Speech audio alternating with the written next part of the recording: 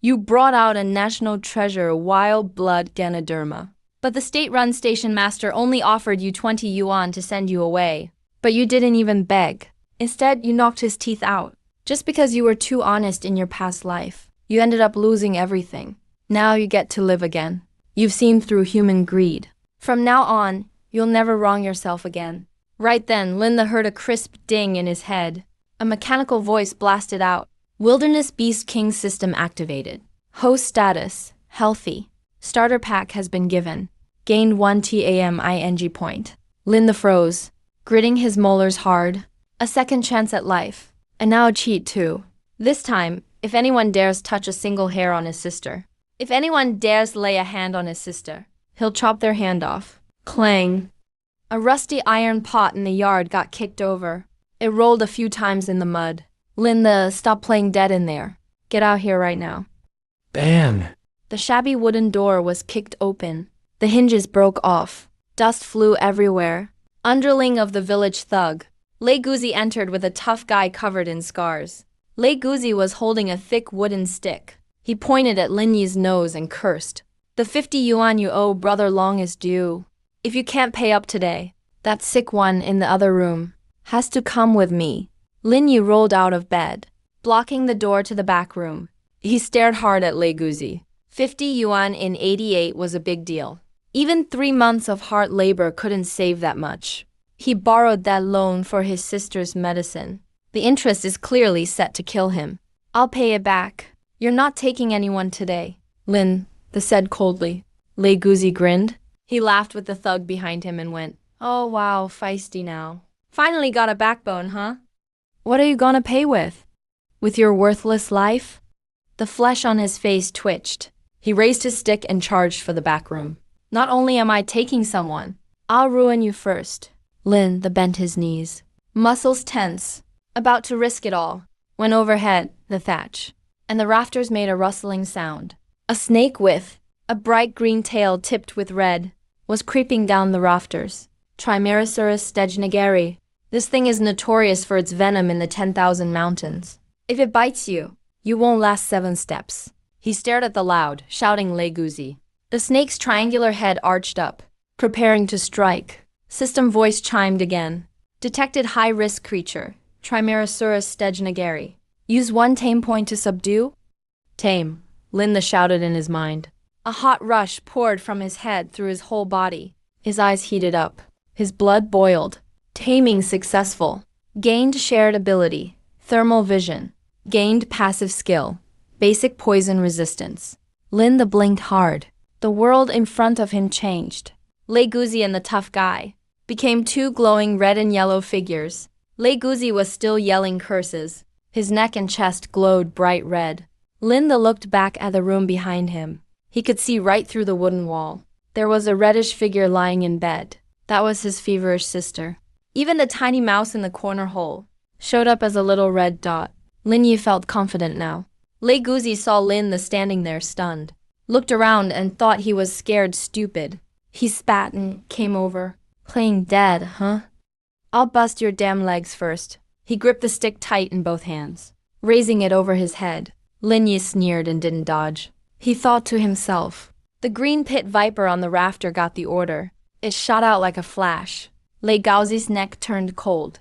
A slimy and icy thing wrapped right around his throat. His stick arm froze midair. He looked down, totally freaked out. A triangular green head right in front of his nose. Its bright red tongue hissing away. Almost licked his lips. Its sharp fangs glinted coldly. Lei Guzi screamed mama. Dropped the stick, legs shaking. A disgusting smell ran down his pants.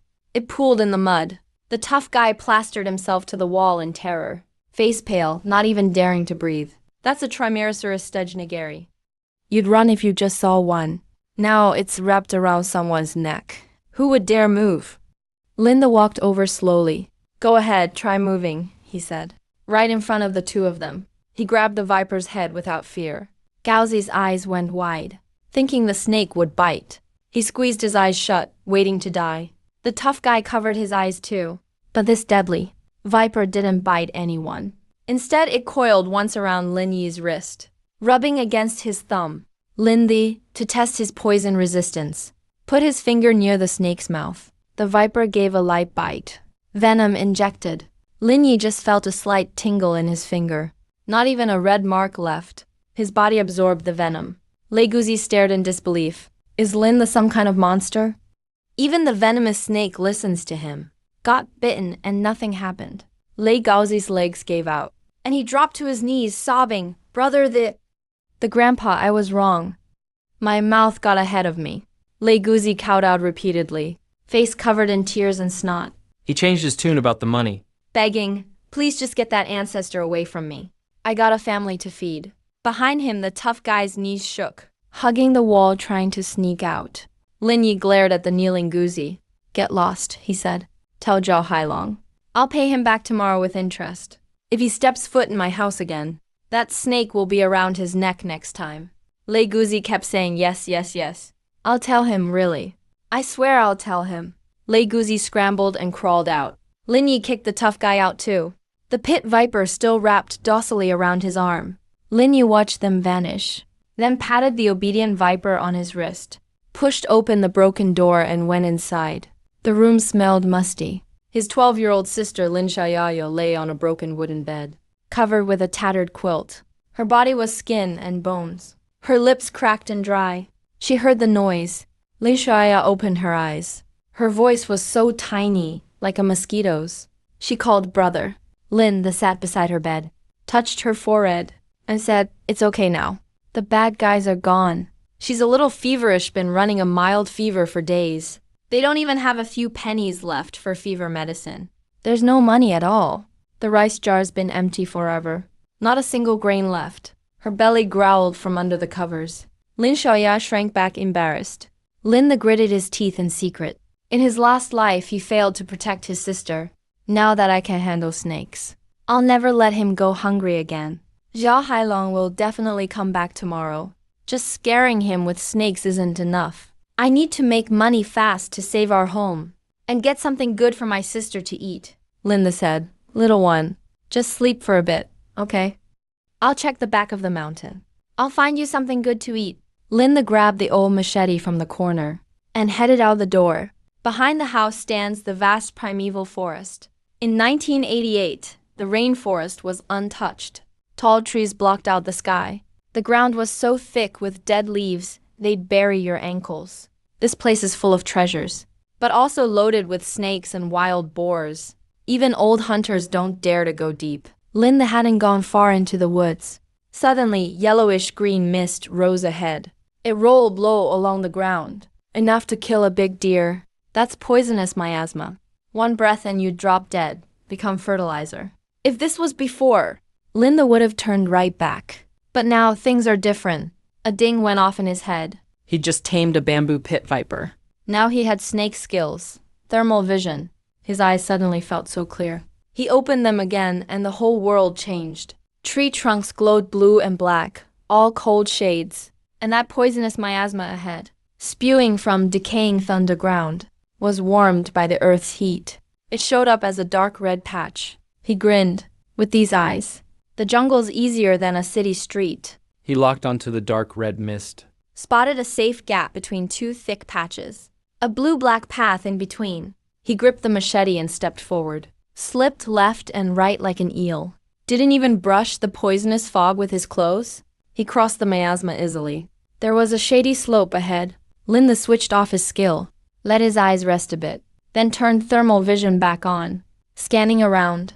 Up ahead in the blue-black, he spotted a faint yellow glow. It wasn't the animal's heat, but a special warm color. Linda perked up. Normal plants show up cold, but if something's grown underground for years, old medicinal roots take the earth's energy and give off that yellow glow. He walked over fast, pushed the weeds aside, and found a patch of yellowed, heart-shaped vines. Wild yam, judging by the thick vines, meant there had to be a big one underneath. He squatted and swung the machete, digging right at the roots. The soil was loose with rotten leaves. A few digs and the thick root poked out. He followed it down 1/2 meter, pulled out a wild yam as thick as his arm. The skin was covered with root hairs, so heavy in his hands. Man, this thing's at least 10 years old. Linda weighed it in his palm. Happy. Pure wild yam from the 80s is super valuable. 1 pound sells for several yuan. He kept digging along the vines. Less than half an hour later, he'd found 7 or 8 roots, all sizes, grabbed some vines, and made a simple backpack. He was carrying at least 20 pounds. Tomorrow he'll pay back Xiao Hailong. Money's settled. But he still needs something meaty for his sister. Linda headed deeper, carrying the yams. Walked for about a mile. Suddenly stopped. On thermal, there was a burning red glow in the bush up ahead. About 10 meters on the right. That was a live animal. He squinted and saw the shape. Round and fat. It was a plump bamboo partridge. Bamboo partridge is so tender. Best cooked in soup. Their feathers blend in with dead leaves. Even hunters with no dogs can't find them. But with thermal vision, the partridge glows like a light bulb at night. Lin Yi didn't jump in right away. They're quick and sharp. Even the slightest noise, they'll fly off. He set down the yams, grabbed a thin vine, and made a slipknot noose. Found a springy bamboo stick, bent it down and built a trigger with a short stick. Hung the noose on, and set it at the left gap in the bush. One step on the trigger, the bamboo snaps up, and the noose pulls tight. Trap ready. Time to drive the partridge in. Ling Yi touched the calm bamboo pit viper coiled around his wrist, and sent it around too. The right to drive the bird left. The bamboo viper flicked its tongue, slid down his pants leg, and silently crept into the bush. Snakes are cold-blooded. They don't show up on thermal. The partridge had no clue that death was right behind it. The pit viper came up half a meter behind the bird, suddenly reared up, bared its fangs, and hissed loudly. The partridge was napping, turned and looked back. Feathers puffed up in terror, and scrambled for the left gap. Snap. It stepped right on the trigger.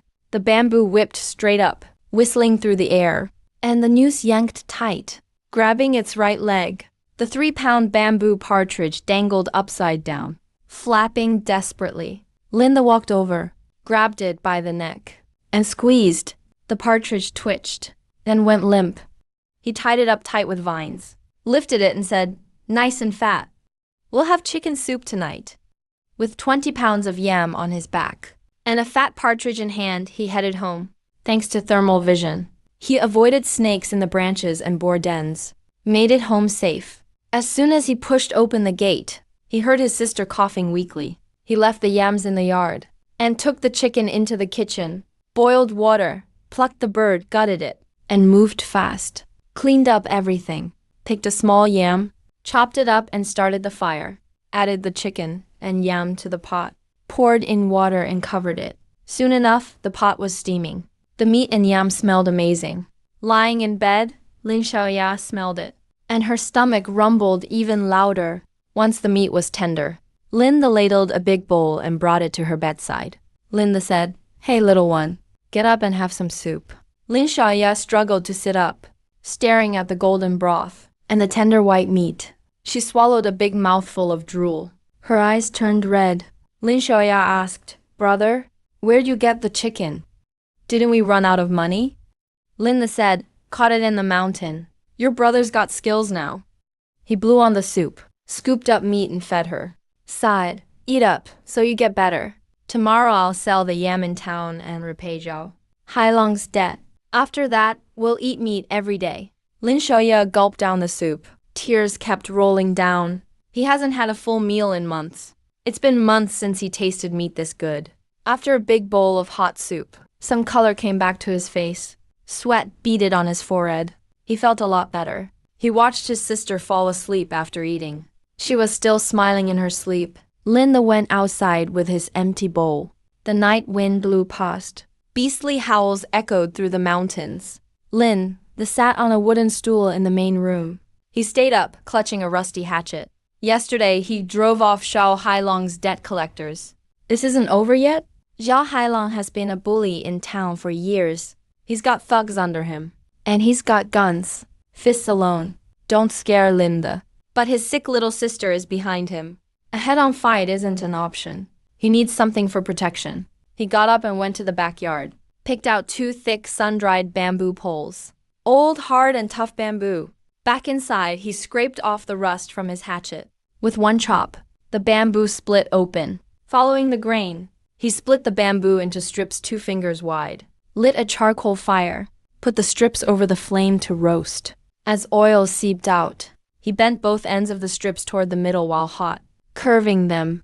With the heat, the bamboo took shape, making it as tough as possible. He'd mastered survival and weapons in his past life, so skills like this were second nature. A bow alone isn't enough. A regular bamboo bow is too weak. It can't pierce thick clothes. Lin Yi found a hunk of hardwood, carved out 2 grooved wooden wheels, drilled holes at both ends of the bow, fixed the wheels on with wire, made a basic pulley setup. With this thing, pulling the bow is half the effort, but the force doubles when firing. It shoots really fast. The bowstring was braided from cowhide strips used for baskets, looped over the pulleys and pulled tight. Then he built a repeating trigger. He found a thick wooden plank, carved out the middle, and made an arrow box. Added thin bamboo as a spring, so the box could hold 5 arrows at once. Each time an arrow was shot, the bamboo strip would push the next one up, and pushing the leva let them fire in a row. He carved over 20 bamboo arrows, thin as chopsticks. Heated the tips in the fire to harden and blacken them. They'd leave a bloody hole if they struck flesh. By dawn, he'd finished a repeating bamboo crossbow over 1/2 meter long. Linda grabbed the crossbow and worked the pulley lever. The bowstring snapped tight with a click. It looked ancient and deadly. The writing was really close. Just as day broke, a cough came from inside. Zhaya came out rubbing her eyes. She froze at the wood shavings and strange contraption all over the floor. She asked if I was up all night. Yeah, I told her not to worry. Just made a little something for self-defense. He covered the crossbow with an old rag, picked up last night's leftover chicken soup, and told Zhaya to go lie down. He'd bring her some hot soup. Zhaya nodded obediently. She turned and walked back to the bed. Outside, dogs at the village entrance went berserk, barking madly. Right after, footsteps rushed closer. At least 20 people. Someone outside was calling for Lin the... You little bastard. Get the hell out here. That grating voice rattled the paper windows. Lin Yi's eyes turned cold. He banged the bowl hard on the stove, walked to the window and peeked outside. Outside, a crowd surrounded the place. Tension filled the air. The leader was village bully Zhao Hailong, a bald, fat guy, in an open black leather jacket, showing his scar, and a face full of menace. He held a double-barreled shotgun. A gang of 20 or so thugs stood behind him, holding hoes, machetes, and iron pipes, all looking vicious. The tall, skinny guy whose arm got broken yesterday had his arm in a sling. He cursed it at the bamboo house through gritted teeth. A few early risers in the distance turned pale with fear. Old neighbor Wang sighed. What a shame. Zhao Hailong was ready to kill. Old lady Wang yanked him inside and slammed the door shut, bolted it tight. The whole village fell silent from fear. Only those thugs kept shouting. Zhao Hailong stepped forward, pointed his gun at the door, and called out Lin Li. Stop pretending you're dead in there. Pay your debts. Your dad borrowed 300 from me. With interest, that's now 1,000. And yesterday you hurt my brother. We're settling it all today. The tall guy snarled. Enough talk, boss Hey. If he doesn't have the money, just grab his sister and sell her off to pay the debt. The thugs jeered. Yeah, smash the door. Drag his sister out. The group moved closer. One kicked down the half-high bamboo fence. Crash, it all fell down. A big chunk of the fence collapsed. They stomped through the broken bamboo into the yard. Zhaya trembled in fear, grabbing Ling Yi's shirt tightly. She cried, Brother, they're after me. I'm scared. Lin Yi crouched down, holding her face, and calmly said, Kiddo, just look at me as long as I'm here. He assured her, no one will touch a hair on your head. He got up and walked to the table, pulled off the rag, grabbed the hardened bamboo arrows, and click, click, click, loaded 5 arrows into the box. The spring made a crisp sound. Footsteps closed in outside. Bang! Someone kicked the door hard. The bolt rattled. Someone shouted, You little brat, open up or I'll tear this dump apart. Bang, bang. The door pounding only got louder, making dust fall from the bamboo house. Lin Yi grabbed his crossbow and strode to the door. He didn't unbolt it, staying hidden behind the door. He took a deep breath. closed his eyes as a system message flashed in his mind. Snake skills activated. He opened his eyes.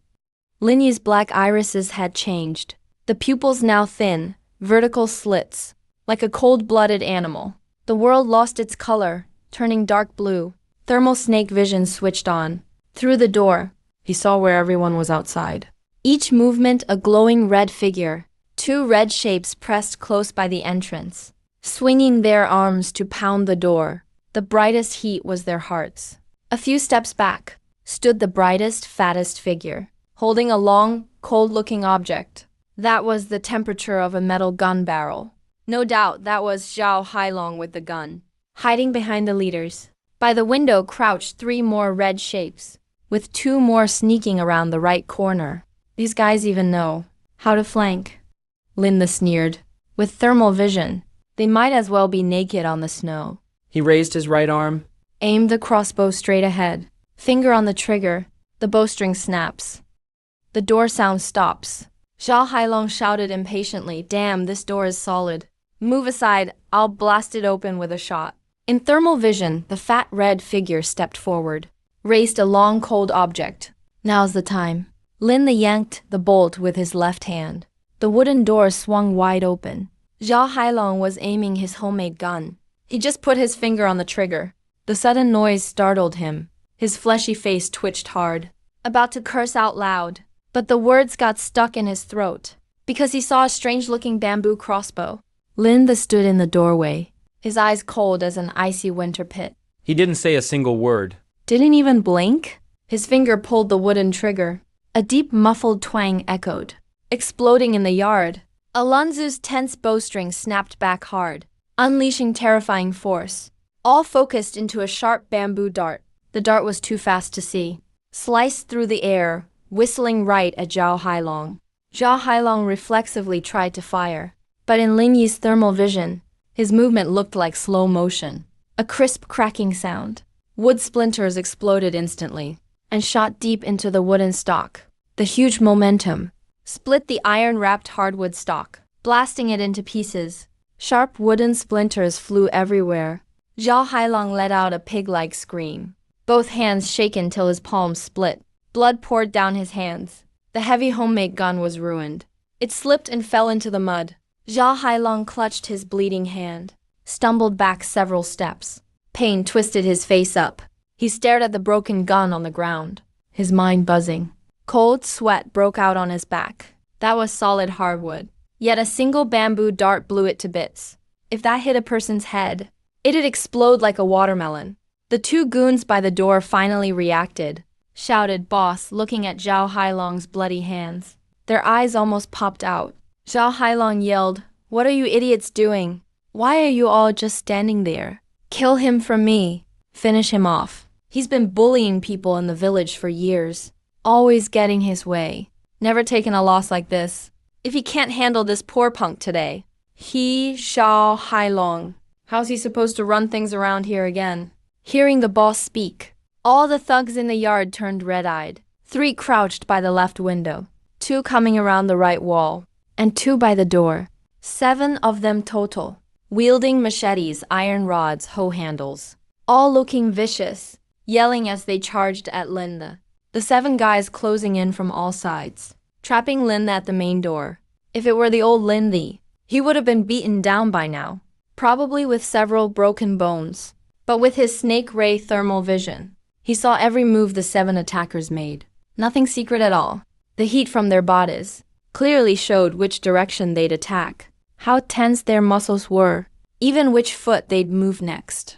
The first to rush in was a blonde punk, swinging a rusty machete. He went straight for Lin Yi's head. Blade whooshing, a hit would split his skull, guaranteed to break it open. Lin Yi didn't even dodge. He tossed the bamboo crossbow behind the door. Just as the blade almost touched his hair, Linda moved, his waist bent back sharply. No normal person could do that. His spine looked boneless, chest almost touching his thighs, curled up like a snake on a branch. The blonde punk missed, swung too hard, lost his balance, stumbled forward. Linda straightened up in a flash. His right hand shot out like lightning, grabbed Blonde's wrist. Before Blondo realized what happened, Linda squeezed hard, thumb digging into his joint, twisted the wrist the other way. Crack. A sickening joint pop. Blonde screamed in pain. The machete clanged to the ground. His right arm hung limp like a noodle, flopping down, shoulder completely dislocated. Linda didn't even look at him. Kicked Blonde in the gut. Blonde flew off like a trash bag, landing a couple meters away, hit the mud hard, clutching his arm, writhing in pain. Could barely breathe. The other 6 guys rushed over too. A big guy with a black face swung an iron rod, with a whistling sound, brought it down hard on Lin Yi's back. But Lin the dodged like he had eyes on his back, twisted nimbly. The rod whiffed by his shirt. Using the spin's momentum, he grabbed Blackface's elbow with his left hand, held his shoulder with his right, twisted both arms in opposite directions. Crack. Another pop. Blackface's arm got wrenched off. Rod smashed down on his own foot, howling in pain. Then Linda moved like a deadly snake. Never punched or kicked. Never met these thugs head on. Always went for the weakest joints. Wrists, elbows, shoulders, knees. Once he grabbed on. No matter how strong you are, or what weapon you held, your joint got dislocated next second. He was way too fast. So fast. None of them saw how he moved. Just a blur. A joint somewhere burst in pain. The yard was filled with a string of cracking joints like popcorn. And screams. Linda kicked the 3rd thug in the knee, dislocated it on the spot. He collapsed to his knees, crying and sniffling in pain. The 4th tried to grab Linda from behind. Linda ducked low, grabbed his thumb and yanked it out, then tossed him clean over his shoulder, dislocating his hip for good measure. In less than 2 minutes, the fight was completely over. The 7 thugs who just swore they'd kill Linda now were lying all over the yard, some clutching their arms, some were holding their legs, their faces pale with pain, sweating all over. All you heard were screams and groans. None of them could even stand up. Everyone's dislocated something. This isn't even a fight. It's a total one-sided beatdown. The yard suddenly got eerily quiet. Only the moans of those on the ground remained. Villagers hiding behind the fence, watching. All looked completely stunned. They all covered their mouths. No one dared to breathe. Who would have thought that Lin, always so quiet and honest, would act like a whole different person today? Alone, he took on Zhao Hailong's 7 toughest thugs and took them all out. Zhao Hailong just stood there, his legs shaking like crazy. He looked at his guys rolling on the ground, then at Linda, walking slowly toward him. He gulped nervously, cold sweat trickling down his fat face. Zhao Hailong's voice changed with fear. He started backing up, shouting at me to stay away. Sighed I'd injured all his guys. He'd call the cops on me. Linda walked right up to him, stopped in front of him, gave him an icy stare, staring like a snake watching its prey. That look made Zhao Hailong's scalp tingle. His legs went weak. He nearly dropped to his knees. But he still had his pride. Forced himself to say I owed his family money. It was all written down, even if I killed him today. A debt has to be repaid. Linda spoke quietly, but with a chilling edge. He asked, "Where's the IOU?" Zhao Hailong paused. Thought Linda got scared. Quickly patted his chest with his good hand and pointed to his pocket. Said it's right there. Before he finished, he yelped in pain. Didn't even finish his sentence. Linda suddenly grabbed his collar and yanked all 200 pounds of him forward. Zhao Hailong stumbled, fell right at Lin Yi's feet. Lin Yi didn't hold back, stepped right onto Zhao Hailong's back, crushing the air out of him. Then, Linda reached into Zhao Hailong's chest pocket, pulled out a neatly folded piece of paper. Linda unfolded it and glanced at it. It was the IOU. He let out a cold laugh, waved the IOU in Zhao Hailong's face. Sighed he borrowed $50. Owes 500 total after 1 month. Nice racket Zhao Hailong was running. Even loan sharks aren't that bad. Zhao Hailong was still lying on the ground, face pressed into the dirt, still talking tough. Said it's my dad's thumbprint on that paper. I can't deny it. Linda replied calmly, I'm not backing out.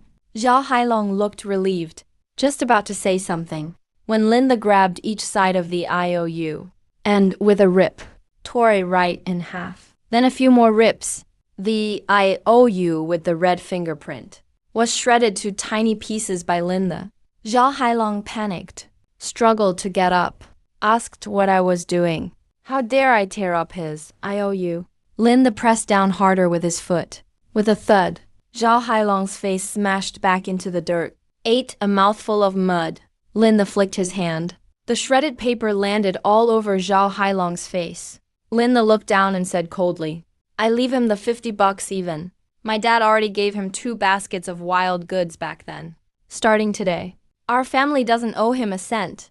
Zhao Hailong tried to curse, shouted, You're full of crap. Lin Yi's eyes turned cold. He slid his toe up Zhao Hailong's spine And stepped right on the back of his neck. Just a bit more pressure from Lin Yi's foot, and Zhao Hailong's neck would snap just like those thugs' arms. It'd break in a second. Feeling the deadly threat on his neck, Zhao Hailong stopped cursing. A strong smell of urine came from his crotch. This bully who's been terrorizing the village for years actually pissed himself from fear. Linda pressed down a little more with his foot and asked, Do you get it now? Zhao Hailong howled at the top of his lungs. Sighed, he got it. He promised he no longer owed him anything. Not even a penny. He cried from fear. He shouted, Grandpa Lin, let me go. I'll never do it again. Linda lifted his foot and told him, Take your dogs and get lost. Zhao Hailong looked like he just escaped death. He scrambled up, rolling and crawling. He even left his broken homemade gun behind. To his injured men still moaning on the ground, he shouted, Stop moaning. Move now. The 7 thugs helped each other up. Some held up their dislocated arms. Some hopped on one leg. The whole group rolled and crawled out of Lin Yi's yard. The courtyard was quiet again. Behind the fence, villagers watching were all wide-eyed, their eyes and mouths open big enough for an egg. They looked at the messy group fleeing, then back at Lin, the standing in the yard, full of disbelief. That was Zhao Hailong after all. No one in the village dared mess with that bully. But Lindy alone took them out barehanded, and did it so completely, even tore up their IOU. Now they won't dare come cause trouble. When did that neighbor kid get this tough? Facing all those villagers, Lin Yi didn't say a word. He knew in this place, talking sense was useless. Fists matter more. That's the real rule. Today's lesson was to show his strength. Only if the bullies are scared, they won't dare bully him or his sister again. Linda looked down and saw next to his foot was the machete the yellow-haired guy dropped. Its blade was chipped. With no expression, Linda raised his right foot and stomped hard on the blade. Crack. A clear snap of metal. That thick steel machete got crushed, split right in half under Lin Yu's foot. The broken tip shot away and stuck deep in the mud nearby, buzzing as it landed. Seeing this, people outside the fence gasped. Everyone's scalp tingled. He broke a steel machete with one stomp. Is that even human strength? After everyone left, Lin Yu pushed open the worn door and went in. The smell of bitter herbs flooded his nose. His younger sister, Lin Xiaoyu, was lying on the wooden bed in the back room, covered with a patched thin quilt, her face burning red, her lips cracked and dry. She panted heavily, rasping. Linda reached out and touched her forehead. Burning to the touch, Dr. Old Li stopped by. He said her sickness hurt her lungs. The village herbs won't help. She needs important medicine from the county hospital, or else won't make it. But a round of that medicine costs hundreds. Back in 1988, hundreds of yuan. To a poor rural family with not enough cornmeal. Might as well be a fortune. The old Lin, could only worry at the doorstep. But now things are different. He tucked his sister in, then went to the wooden chest in the corner and got his late dad's machete, sharpened it till it gleamed. He packed up half a jug of water, 2 hard buns and a coil of rope. He's got a way to get the money. In the Shiwanda Mountains, there's a kind of golden lingi mushroom. Local herb stations even have signs up. A good one sells for 1,000 each. Find one. And that'll cover his sister's medical bills. But that place is a forbidden zone. Even old hunters stay away, full of snakes and wild beasts. And killer swamps, poisonous gas. 9 out of 10 who go in die. Linda strapped the machete on his back, tightened his leggings and headed in. The forest was so thick, not a ray got through. It stank of rotten leaves, hot and stuffy. Less than a mile in, His back was soaked, clothes stuck to his body. He didn't follow the usual hunter trails. He went straight into the wild woods, cutting straight toward the core, the Ghost Howl Valley. That place never sees sunlight. Perfect for golden lingi. He pushed aside man-tall banana leaves and waded through the mud. Stumbling forward, he thought for a second, switched on the thermal vision the system gave him. Now the green forest turned gray in his eyes, with patches of red and blue lights popping up. 5 meters left, a red spot in a bush. It's a field mouse. Above to the right, a thin red line coiled. Linyi looked up. A bright green bamboo pit viper was hiding in the leaves, flicking its tongue. Without thermal vision, He'd never find that with his eyes. he avoided the snake and moved on. With this skill, he's got radar now, can dodge wild animals, and save his strength. It got quieter the deeper in he went. Not even birds chirped, just the crunch of branches under his feet. A few blood-sucking leeches dropped on his neck. He didn't even look back, just grabbed a leech and yanked it off, crushed it with his hand and tossed it. After a long walk, the ground dipped ahead. A huge canyon blocked the way. All around were mossy, steep cliffs. A layer of white mist floated above the valley floor. This was Ghost Howl Valley. Linda found a thick vine, tied it around his waist, tied the other end to a tree, and slid down the rock face. The rocks were slippery as oil. One slip meant death. He made it down. The fog got thicker. Couldn't see 10 steps ahead. He gripped his machete tight. And slowed down, eyes wide open, looking for golden lingi in rocks and rotten wood. 200 meters ahead, a low growl came from the woods. Soft but sharp, not a wolf or a boar. Sounded more like a dull saw, cutting wood, full of aggression. Linda instantly froze. He ducked behind a big tree, crouched down, cranked up thermal vision all the way, piercing the thick mist. Behind a stone, 30 meters ahead, a massive glowing red heat spot. Something big thrashing and rolling around hard. Growling in anger, Linyi swallowed, tightened his grip on the machete, and crept forward along the tree. He peeked around the stone. On the open ground lay a huge wildcat, over 1 meter long, its tail as long as its body, its fur covered in big, cloudy black spots. Strong limbs, muscles tense, a fully grown clouded leopard, the deadliest beast in these mountains. But this one was in bad shape. Its right front leg, caught in a rusty, heavy iron trap. The jaws bitten deep, metal cut into flesh, blood dripping down, soaked a patch of mud red. The leopard screamed in pain, trying to bite off the trap, its teeth scraping metal, making a harsh screech. The harder it struggled, the deeper it cut. Even bare bones showed. Hearing footsteps, the leopard jerked its head over. Its pupils squinted to a line, stared at Linda, huffing, back arched, fur on end, showing its fangs, growling in warning. Even with a heavy trap on him, his hind muscles stayed tight, ready to pounce and tear. Linda stands his ground. He knows the score. A cornered beast is deadly. Even with a broken leg, it can snap a neck in seconds. In a fair fight, he'd get hurt even with a blade. But he won't kill it. Looking at its bloodshot eyes, his mind races. System tamed the snake. Will it work on this cat? If he can tame this beast, he'll have an unbeatable guard. Finding herbs would be easy. The leopard claws the dirt, crouching low, ready to strike. Lin takes a deep breath, holsters his machete, and raises his hands. He tries to calm it via system. The cat starts to jump, but suddenly freezes. Its growls quiet down. The killing intent fades. It looks confused, but 3 seconds later, it jerks its hind leg. The trap's teeth scrape bone. The sharp pain makes it shiver. The killer look returns. It digs its claws into the mud. Staying low, ready for a final fight, Lin stops moving, squinting at the trap. The steel trap is 30 pounds. Rusty teeth bite into the leg. Blood drips from the metal. The spring is too strong to pry open by hand. Pulling it hard would drive the cat mad. It would snap his neck. He has to numb the pain. Staring at the leopard, he backs off 5 meters, then searches the bush. Mountains have many herbs. He finds some purple leaf vines. Hunters call it bone vine. Low toxicity, but strong anesthetic. Crushed, it can drop a boar. Lin pulls off 2 handfuls, puts them on a stone, and smashes them with his blade. Green sap oozes out, smelling bitter and sharp. He cuts a thick wooden stick. Sharpens one end, and coats it with the mash. Holding the drugged stick, he approaches the leopard again. Seeing him return, it claws the ground and hisses, showing its sharp teeth. A deep growl rumbles. It's about to bite. Lin stays calm. System soothing signal is on.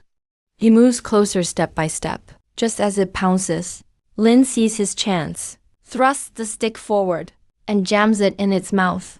Bite! Lin barks. It bites down instinctively. Teeth sink into the drugged wood. The juice flows down its throat. While it's biting, Lin ducks down and smears the rest on the wound. The leopard twitches in pain, swiping its front claws at Lin Yi's face. Lin dodges to the side, pinning its body down. System's pressure skill slams right down. The leopard freezes, pinned firmly to the ground. 2 minutes later, the drug kicks in. Its struggling weakens. Its eyes glaze over. Its breathing gets heavy. Growls turn into whimpers. The pain is suppressed. Time to move fast. Lin gets up, puts a large rock under the trap. He finds a thick, sturdy branch, slides it through the ring, and braces it against the rock. It's a perfect lever. Lin grabs the other end, takes a deep breath, and puts his weight on it. The rusty spring creaks, making a harsh grinding noise. The trap is too tight. Lin grits his teeth, his face turning red. Veins bulge on his arms, muscles hard as iron. Open up! Lin roars. He pushes again. The branch bends into an arc, ready to snap. The teeth finally pry open. The cat shivers from the pain, almost snapping the stick. The gap is just wide enough. With his left hand, Lin grabs the leopard's leg and pulls it out fast. Asterisk clang, asterisk. The branch snaps.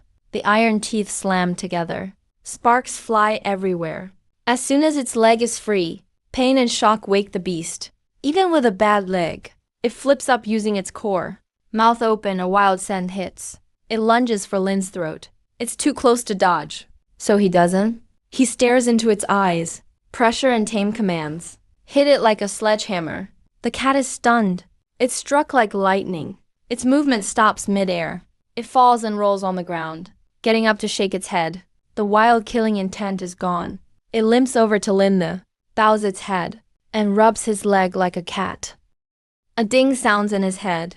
Top predator tamed. Clouded leopard loyalty, 100%. Receiving ability feedback, extreme agility, dynamic balance. As the voice fades, warmth surges up his spine, flowing through his body. His joints crack and pop. His muscles feel hot. He cracks his neck, feeling light as a feather. Everything around him slows down. This is extreme agility. He looks at a 10-foot rock, covered in moss nearby. Before, it would be a struggle. He takes 2 steps back, takes a deep breath, and kicks off hard. Asterisk whoosh! He's like a coiled spring. He taps the rock face, leaps again, and lands right on top. He doesn't even stumble, steady as a statue. This is dynamic balance, finding center on any terrain. No more tripping. Linda grins from the rock. With these skills, he can go anywhere. He jumps down, landing perfectly. He tears his shirt, a strip from the hem, to wrap the leopard's wound. The cat stays calm, not pulling away. It licks the back of his hand. Man and leopard head for the lingy area. Trees get denser as they go. The ground is full of rot, feeling soft underfoot. It's hot like a steamer. Bugs are buzzing everywhere. The leopard leads the way. It moves gracefully despite injury, not making a sound. Lin follows with his machete. Soon the woods clear out. The light gets brighter. Blocking the path is a 100-foot cliff. Water seeps from the cracks, slick with green moss. The leopard stops, chirping at the cliffside. Lin Yi looks up. Near the top of the wall, an old pine tree grows. A huge fungus sits in a crack, deep red all over, with a bright gold edge. It's the golden lingi. Lin Yi's eyes light up. Rare stuff for 1988. Workers only make 40 a month. Selling this to an expert could bring in thousands. Sister's medical bills, and a brick house in town. It's all right there. Getting it isn't so easy. The cliff is super steep. There's nowhere to put your feet. If a regular person tried climbing up, One slip and you'd become roadkill. But Linde is not an ordinary person now. He turned and pointed at the bush nearby. He lowered his voice, told the clouded leopard to hide inside. Don't run off. He took a deep breath, getting ready to climb up and grab the stuff. The leopard flicked its tail, slipped into the grass, lay flat while Linde walked to the base of the cliff. He loosened his wrists and ankles, stared hard at the old pine up above, quickly planned the climbing route in his mind. He bent his knees sharply, thighs tightened up. With a burst of power, he jumped straight up. Extreme agility kicked in. He shot up over 2 meters, reached both hands forward, pointed his index fingers at a hook, grabbed the crack in the cliff rock hard. Back in the day, if he hung like this, he'd have fallen right away. He would have dislocated his shoulders. But now his balance was on point. He felt his back muscles adjust the angle automatically. All his weight spread out to his hands, and the tips of his toes pressed tight against the stone. Steady as can be. Didn't even wobble. He grinned, climbed up using hands and feet, scooted up along the rock wall. Left hand grabbed a stone sticking out, right foot braced on a dry tree root. Each move was perfectly precise. Every time things got risky, he found the best foothold. He climbed up over 10 meters high. Right then, the rock under his feet came loose. There was a cracking sound. Pebbles tumbled down the cliff. Linyi's right foot slipped. His body dropped suddenly. Anyone else would have fallen by now. But his body acted faster than his brain. The moment he slipped, his left leg kicked hard against the rock. He twisted around in midair using the force, reached his right hand upward, and grabbed a thick vine above. The move was super smooth, didn't waste even a second. Lin exhaled. Man, that was close. He kept climbing up. The higher up he went, the wind got stronger. His clothes flapped loudly. But sticking to the rock, he was steady. He soon reached the old pine tree, Swung himself on top of the thick trunk, clutched the tree with both legs, freed his hands, and carefully picked the golden Ganoderma. Up close, it looked even better. Its surface was shiny, had an earthy medicinal scent. He pulled out his machete, moved extra gently, slowly cleared the dirt and stones around the root. This thing is worth a fortune. If you damage the edges, the price drops. After over 10 minutes, he dug out the whole golden Ganoderma intact. He took off his jacket, wrapped the Ganoderma with care, and tied it tight in front of his chest. He had what he came for. Just as he turned to climb down, he heard a snap from below. Sounded like a branch being stepped on. Linda froze, lying flat on the pine trunk, not moving at all. Peered through the gaps in the pine needles, squinted down toward the bottom of the valley. He saw. Some tall grass nearby was being ripped open. 3 figures appeared, one after the other from the woods. Linyi's expression changed. These 3 definitely weren't local hunters. When villagers come up the mountain, they wear racks and homemade shoes, and carry homemade pipe guns. But these 3 all had army green canvas jackets and high-top liberation sneakers. Their pants were tied tight at the ankles. No doubt they're pro at mountain work. Worst of all, look what they're carrying. 2 of them had long double-barreled shotguns. The gun barrels were pitch black and shiny. These take big lead slugs. One shot will blow a wild boar's head clean off. The one in front was bald, short but really built. A centipede-shaped scar on his neck ran to his collar. He didn't have a gun, just a huge half-meter machete. The blade was smeared with wet dirt. These guys are pro poachers. In the 80s, the 10,000 Mountains were a lawless land. Just for valuable pelts, these people would do anything. If they ran into villagers, they'd kill them to cover their tracks. Shoot and dump the bodies in the ravine. No one would ever find the remains. Linda held his breath, pressed flat against the trunk, over 30 meters above ground. If they spotted him hanging there, he'd have nowhere to dodge the bullets. The 3 men stopped at the foot of the cliff. A skinny guy with a sharp face squatted and said, "Blood trail ends here." He wiped a fallen leaf with his finger, sniffed it under his nose. The bald guy walked up to look. His voice was gravelly. He said, "That beast got hit by my shot. Can't run far." The blood's still warm. It's gotta be close by. The fat one clutched his shotgun, on guard. Sweeping his eyes over the bush, he cursed. That clouded leopard pelt's top-notch. The city boss is paying big. If it gets away, our 2 weeks here were a waste. The bald one snorted, Shut up. He searched carefully, poking the grass with his machete. Lin Yi could hear everything from the tree. He felt a jolt. So they're here for the clouded leopard. The leopard's wound. They're the ones who shot it. That leopard was hiding in a bush just 5 meters from the bald guy. It smelled its enemies and made a low growl. Its muscles tensed up, body pressed as low as possible, ready to jump out and fight for its life. Lin started sweating. The clouded leopard was fierce, but it was shot. And they have guns. If it even poked its head out, it'd get blasted for sure. He needed a way to distract them. Lin scanned the area. His eyes locked on a thick vine 2 meters from the pine. It hung from the top of the mountain to the bottom of the valley, thicker than an arm. As long as he jumped and grabbed it, he could swing straight down, catching them off guard. He calculated the distance and force needed. The bald guy stopped walking. He didn't head for the bush. He turned and stared right at the base of the cliff. He saw a patch of moss Lin scraped off when he jumped. Fresh marks were exposed. The bald guy squinted. A muscle twitched on his face. This guy had plenty of experience. The marks from animal claws looked totally different from shoe prints. Someone just climbed this cliff. He didn't say anything. Didn't even warn his buddies. He just gripped his machete tight, slowly traced the messed up moss and dirt, lifting his gaze bit by bit. His eyes followed the cliff face 1,020 meters up. Finally, he locked onto Lin in midair. Up in the dead pine, the bald guy spotted Lin on the stone wall. He smirked and lifted his gun. Lin didn't hesitate for half a second. His legs kicked sharply off the pine trunk. The gunshot echoed through the valley. A spray of lead pellets fanned out, smashing the dead branch Lin just crouched on. Wood chips and needles flew everywhere. But Lin was already gone. Just before the gun fired, he launched himself like a leopard and dove for the big vine 2 meters away. His top-tier agility burst out from taming the leopard. He felt almost weightless. Midair, he twisted his waist hard, grabbed on with both hands, and gripped the bristly vine tight. The rough bark tore his palms open. But he didn't even care. Using his falling weight, he treated the ancient vine like a swing, arcing through the air in a big curve, shooting straight at the bald guy below. The bald guy missed his shot and was fumbling to reload. He heard wind above his head, looked up on instinct, and what he saw was Lin Yi's mud-caked army shoes coming down. Bam! His foot slammed right into the bald guy's face.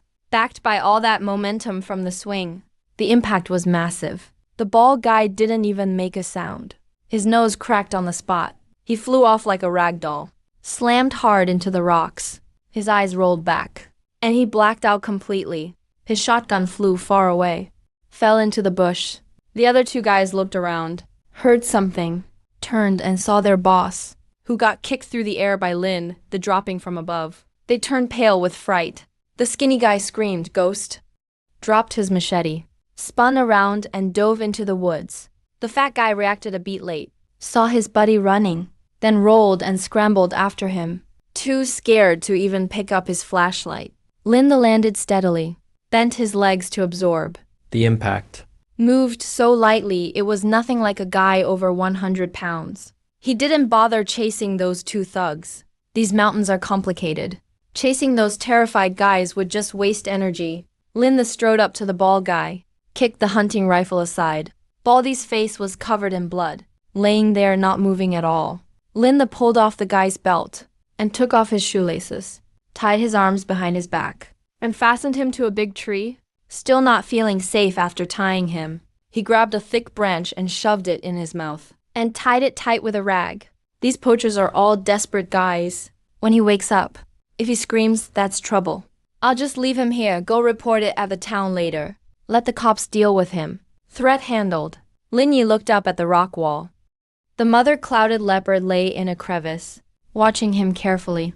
Lin didn't bother her. Walked to the base of the rock wall, used both hands and feet, and climbed up quick like a gecko.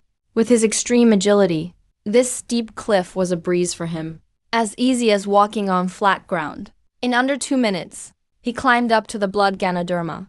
Up close, this thing was deep red all over, delicate rings on the cap, smelled intensely medical. Lin took a rag out of his pocket, used a knife to gently cut at the base, picked the whole blood Ganoderma clean. He wrapped it up carefully. and tucked it close to his chest, hurried back down the same path. His little sister Lin Xiaoyaya still had a high fever at home. This was their lifeline. Couldn't waste a second. 2 hours later, Lin exited the big mountain, arrived at the town. Back in the late 80s town streets, low brick houses and dirt roads everywhere, potholes all over.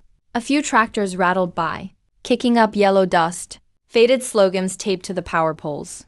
People in green army and blue work uniforms, riding big bikes back and forth. Lin wasn't in the mood for scenery, went by memory.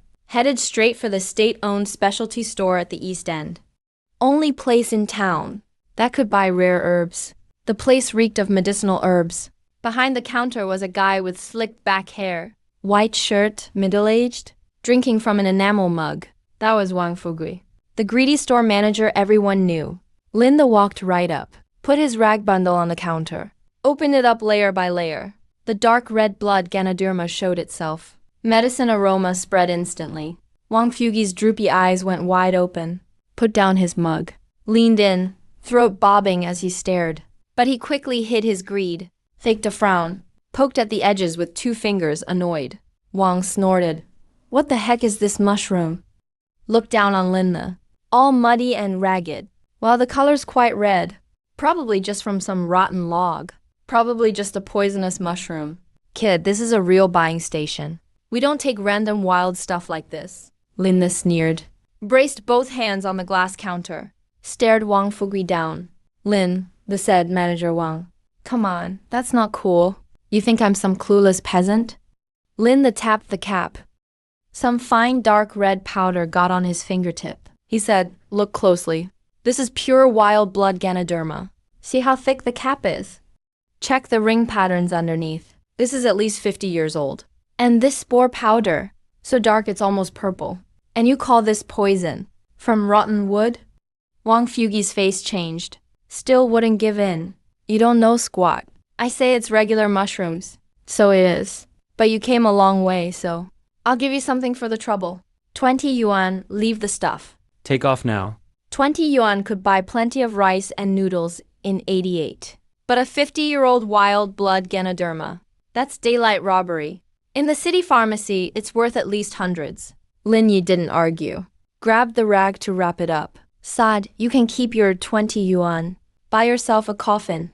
I'm not selling. Wang Fugui panicked. Grabbed Lin Yi's hand. Flesh on his face trembling. He said, kid. Don't be stupid. In this town, except for me, who else can buy your crap? If you walk out now, it's just gonna rot in your hands. Lin Yi's eyes turned cold. He twisted Wang Fugui's wrist. Suddenly added pressure. Wang Fugui screamed like a pig. His body slid onto the counter. Wang cried, oh, oh, oh, oh. Let go! How dare you make trouble at a state store? Believe I won't call the cops? Lin Yi didn't ease up. Voice icy. He said, go ahead. Buying cheap and selling high. Ripping people off. Let's see who the cops take. Just then, the store curtain lifted. A crisp female voice cut in. She said, if you won't sell, I will let go of Wang's hand. And turned around. A young woman walked in, wearing a sharp green uniform. No hat. Short bobbed hair. She looked super capable. Pale skin, delicate features. But her eyes stood out most. Full of bold energy. A military medical kit with a red cross hung on her shoulder. She strode right up. Didn't even look at Wang Fugui rubbing his wrist. Eyes went straight to the blood Ganoderma. Picked it up. Checked the cap and underside. Then sniffed it. She said it's perfect quality. Dense flesh. At least 60 years old. Wild and top grade. Great for stopping bleeding and healing. And it boosting strength. It's a real gem. Then she turned and shot Wang a cold look. She said, Manager Wang, 60-year blood Ganoderma and you offer 20? That's some lowballing skill. Should I bring this up with the authorities? Next time I go to the Commerce Bureau? Wang's face went stiff. Sweat popped out on his forehead. He started sweating bullets. He stuttered, no, Dr. Su. You misunderstood. I was just joking with this young man. Didn't recognize it at first, that's all. Wang wiped his sweat, grinning awkwardly, not daring to utter a word. Dr. Su ignored him, turned right to Limna. She said, their research team needs this blood Ganoderma. She paid top price. She opened her medical satchel and pulled out a thick stack of crisp cash, counted 50 notes in front of Wang, slapped them on the counter. Dr. Su asked, 500 yuan. That's a fair deal even in the provincial capital. How's that sound? Lin Yi stared at the 500 on the counter. His heart skipped a beat. In the 80s when salaries were in the tens, that was a ton of money. With this money, he could clear the village bully's debt. And help his sister too. Better days ahead. But he's coming down today. Not just for the money. Linda spoke of the money. He pocketed it safely. Then looked at Dr. Su. But he still needed medicine. His sister has a high fever. A lung infection. Regular meds won't work. He needs the best antibiotics. Ideally imported ones. Hearing this, Dr. Su sized up Linda again, though in ragged clothes, stained with mud and blood. He spoke with logic, facing $500. He didn't even blink. What's more, he had a wild, rugged aura. His moves earlier were lightning fast. Dr. Su said, acute lung infection. Wait, and it's pneumonia. That is dangerous. Dr. Su didn't hesitate. He opened his medical kit, pulled out 2 white bottles. He said it was team supply. Strong antibiotics and fever meds. Great for severe infections. Told Linda to take them. 1 pill of each. Twice a day. Fever's gone in 3 days. Linda took the bottles, clutching them tightly. These were lifesavers. Lin Yi said thanks, nodded, and turned to go. Dr. Su called him back. Wait. Linda stopped. Su packed the blood lingi, staring at Linda. Dr. Su said, keep the medicine. Keep the money too. Asked him to be their guide. Linda agreed to be the guide. He gripped the bottles, staring back at Dr. Su. Tone flat. He had 2 conditions. Dr. Su nodded. Name them, he said. Lin, the said first. He must take his sister down. To the town's health clinic. Fees and nutrition. You guys have to cover it. Dr. Su said.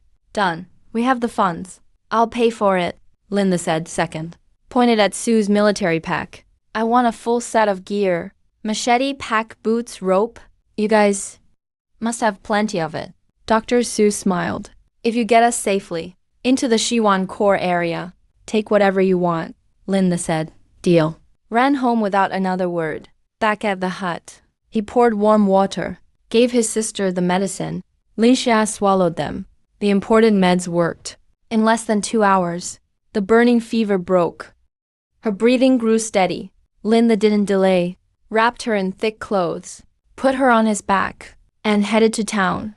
At the town clinic, smelling of disinfectant, Lin Yi went to the window, slapped down 200 yuan, paid the deposit. The doctor saw the cash and changed his attitude, arranged a private room, put her on a 4 drip. Seeing her color return, Linda let out a long sigh. Past life, she lacked treatment, leaving her permanently disabled. This time, He fixed his biggest regret. Linda said, Shaxia, stay here and recover. I have things to do. I'll be back in a few days. Linda stroked her hair. She nodded obediently. Brother, please be careful. With her settled, a weight lifted off his heart. Now he could focus on exploring the Shiwan Mountains. Early the next morning, at the forest clearing, 3 green jeeps sat. Men in camo moved gear, setting up canvas tents. This was the camp. Lindy in his old clothes, with worn-out shoes, hands in his pockets, walked over slowly. Dr. Su was sharp-eyed, saw Linda approaching, and waved him over. Today, Dr. Su wore tactical field gear, hair in a ponytail, looking very sharp. Linda looked around. The camp gear was top-notch. Tents, lights, generators. On a long table, rows of new survival tools. Just then, a rough voice spoke up. This is the guide?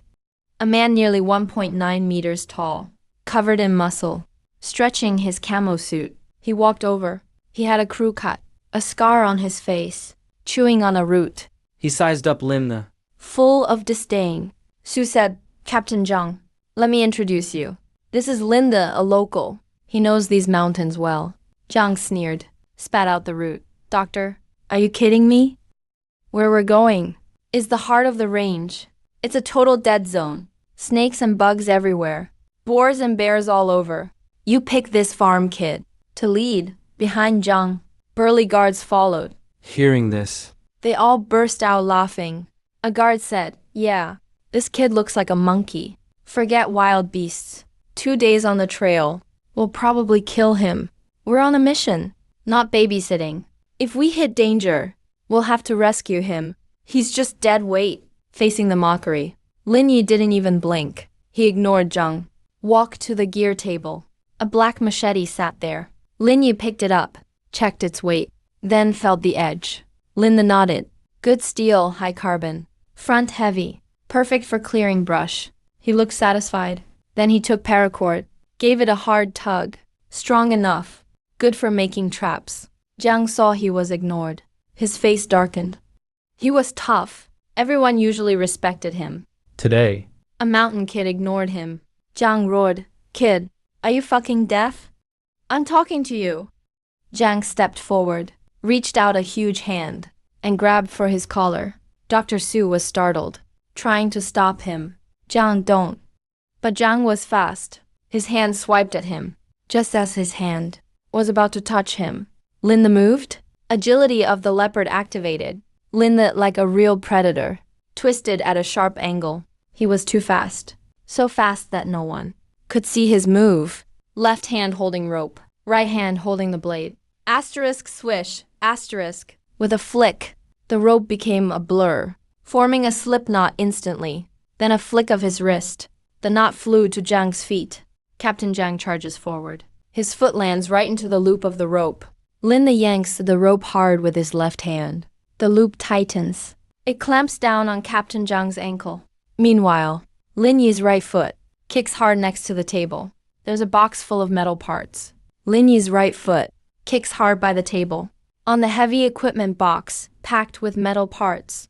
The box was already at the edge of the table. Lin Yi's kick makes it roll and tumble down. The other end of the paracord was already wrapped in less than half a second by Linda, over a thick branch overhead, then securely tied to the box's handle. bang! The heavy equipment box crashes on the ground. A huge force as it drops instantly transmits through the paracord. Ouch! Captain Zhang has no idea what's happening yet. He just feels a huge pull at his ankle. This guy weighs almost 220 pounds. But a force yanks him right off his feet, his whole body flipping headfirst. And he's left dangling upside down in midair. It all happened so fast. From reaching out to being hung off a tree. The whole thing took no more than 5 seconds. The nearby security guards are stunned. They all yell angrily, reaching for their batons and knives at their waists. As they're about to rush over, Linda waves his right hand. Whoosh! A dark object flies out from his hand, with a sharp slicing sound. It heads straight for Captain Zhang hanging on the tree. Thud. The blade buries deep into the trunk. That black machete stabbed hard right next to Captain Zhang's face. In the tree, barely 2 centimeters away, the blade shakes from the force, buzzing loudly. The cold blade is right by Captain Zhang's nose. If it had been off by just a bit, the knife would have chopped half his head. Total silence. All the guards are frozen, hands still on their weapons, stopped in midair. No one even dared to breathe. Captain Zhang hangs upside down, his face flushed bright red. Sweat drips off his forehead down his cheeks. He stares wide-eyed at the blade nearly touching his face, swallows hard, too scared to speak, too ruthless, too fast. These trained security guys always thought they were tough, but compared to Lin Yi's smooth moves, they're just like kids learning to walk. In 5 seconds, using what was nearby. Just a rope and a heavy object. He set up a perfect deadly trap in an instant. And every move, every bit of strength, was spot on, no mistakes at all. There's no way a random countryside kid could pull this off. He's the real deal. Someone who survived wild forests. Dr. Su stands aside, eyes wide open, his face full of shock. He knew Linda was skilled. He saw it yesterday back in the village with Wang Fugui. It was obvious then. But he never expected Linda to be this strong. Facing a pro-security captain with top gear, Lin Yi didn't even break a sweat, just took him down instantly. Linda brushes dust off his hands, walks under the tree. He looks up at Captain Zhang hanging upside down, speaks quietly like he's discussing the weather. Linda says, In the 10,000 mountains, the dead don't even get to speak. If you did this in the woods, you'd already be a corpse. After speaking, Linda pulls out the machete from the tree. As soon as the blade leaves, Captain Zhang shivers with fear. Linda quickly cuts the paracord. Thud! Captain Zhang crashes hard onto the ground. Stars spin in his eyes from the impact. The security guards rush over, helping him up. Captain Zhang looks furious, looks at Linda, then at the snapped paracord. He opens his mouth to say something tough, but shuts his mouth in the end. Couldn't beat him. Saying more would be embarrassing. Lin, they ignores them, turns and walks to the equipment table. He takes off his old busted shoes, puts on brand new high-top tactical boots. The soles are thick and grip well, super strong traction, and they're really comfortable. Then he pulls on a multi-purpose tactical vest, turns a few spare mag pouches into pockets for herbs and small tools, puts the machete into the sheath at his thigh, and snaps it shut. Finally, Lin shoulders a tactical backpack, filled with medical supplies, food, and ropes. He adjusts the straps, completely transforms. The shabby country kid is gone, replaced by hunter radiating danger from head to toe. Linda turns around, looks over everyone present. He speaks up calmly, asking if anyone still thinks he's a burden. Now's the time to step forward. The area goes quiet. The security guys all keep their mouths shut. Linda in full gear leads the team into the 10,000 mountains. The deeper they go, the darker the forest gets. Leaves block all light. Old leaves underfoot ooze black water with every step. The air smells musty. Linda walks in front with his new boots, hacking left and right with the machete, making a path through the tall grass. Captain Zhang and the guards follow behind. Army medic Su Qingyu and the researchers walk in the middle. They hike for over an hour. The terrain slopes down. Ahead is a huge pit like a giant cauldron.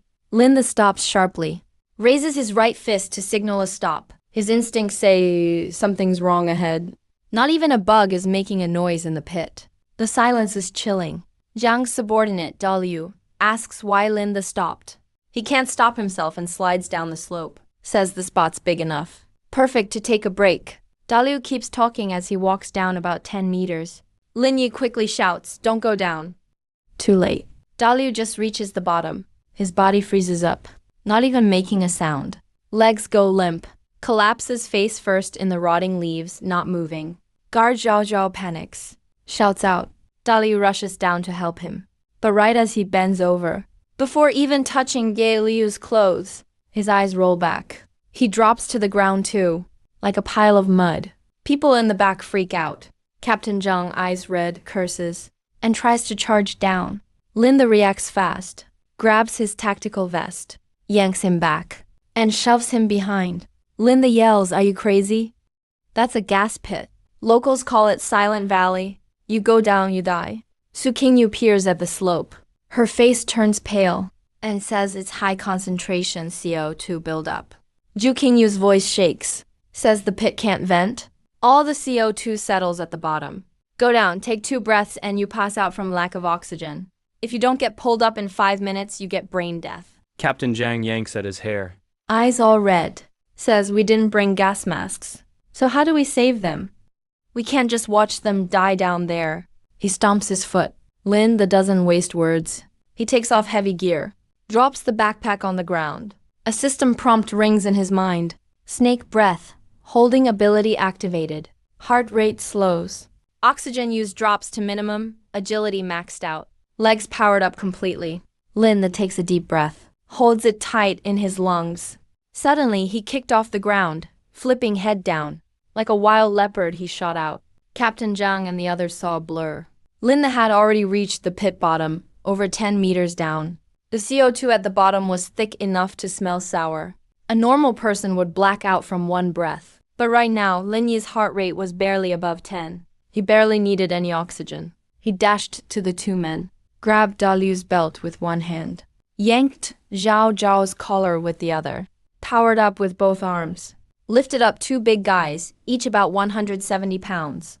Lin Yi's thigh muscles were rock hard. His tactical boots gripped the slippery mud tight, stepping on rotten leaves. He charged up the slope in a few big strides. and tossed them onto flat ground. Lin the shouted out to Su Qingyu to start first aid. Su Qingyu rushed over with her team, started chest compressions and mouth-to-mouth. Another accident happened. An abandoned young surveyor above, in the chaos, stepped back in a panic and slipped. He fell straight into the pit. This guy had terrible luck. He rolled down the whole slope right to the mud edge. That spot was 7 or 8 meters lower than where Daliu fell. Su Qingyu glanced back. She shouted nervously, "This is bad. It's even deeper down there, and the poison gas is worse." He didn't even catch a breath. Turned and dove right in again. But now the slope was way steeper, so he put his feet together and slid all the way down like skiing. The stink of the mud was awful. The young guy's face was already purple, foaming at the mouth. Linda grabbed his arm, heaved him up on his shoulder and climbed up. The mud was way too slippery. No solid footing. Linda pulled his leg out, swung his machete to the side, and stabbed it hard into the dirt wall. Used that and his leopard agility to move like he was running on flat ground, stepping on roots and rocks, dodging left and right, and carried the guy up. As soon as he cleared the toxic gas, Lin, set the guy down, finally started gulping air. His heartbeat went back to normal. His lungs filled with fresh air again. All 3 men were pulled out. Su Qingyu was drenched in sweat, doing CPR as hard as she could. After about 5 or 6 minutes, Daliu was the first to cough up sour spit. He snapped his eyes open and gasped for air.